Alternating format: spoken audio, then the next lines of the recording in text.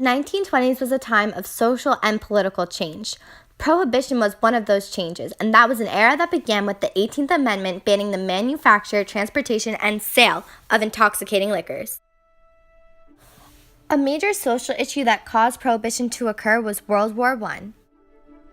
Other major social issues that caused prohibition to occur were the new authority of women and their right to vote, and campaigning by church leaders. Those sweet, innocent girls to take to booze so they can be enticed into honky-tonks by slick-haired vultures who prey on the flower of American womanhood. I say alcohol must go.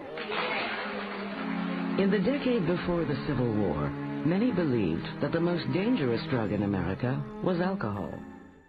And the campaigning of women's groups. Despite repeal of prohibition, the Women's Christian Temperance Union was still going strong. In National Convention in Washington, they girded to do further battle with the demon rum. They were a vocal minority. I solemnly promise, God helping me, to abstain from the use of all distilled, fermented, and malt liquors, and that means wine and beer. I don't drink, and I will do all I can to keep you from drinking. I think prohibition will come back. Amen, amen, amen. Even rural paranoia about urban intrusion was a major social issue that caused prohibition to occur. But Americans still wanted to drink, so they found ways around this new law, like converting to different religions, asking for prescriptions from doctors, and going to speakeasies.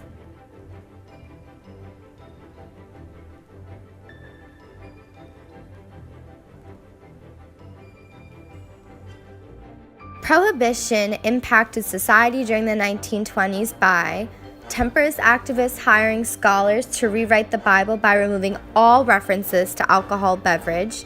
Alcohol was the cause of virtually all crime.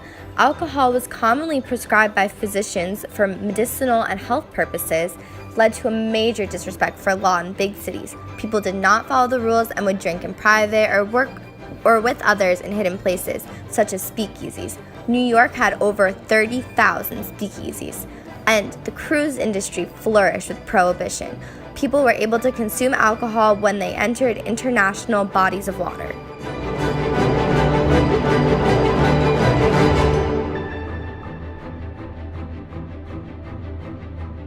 Although some groups supported prohibition, factory owners supported prohibition. This was because they thought of it as a source to prevent accidents and increase the efficiency of their workers in an era of increased industrial production and extended working hours. The Ku Klux Klan supported prohibition and its demanding and strict regulations and enforcements.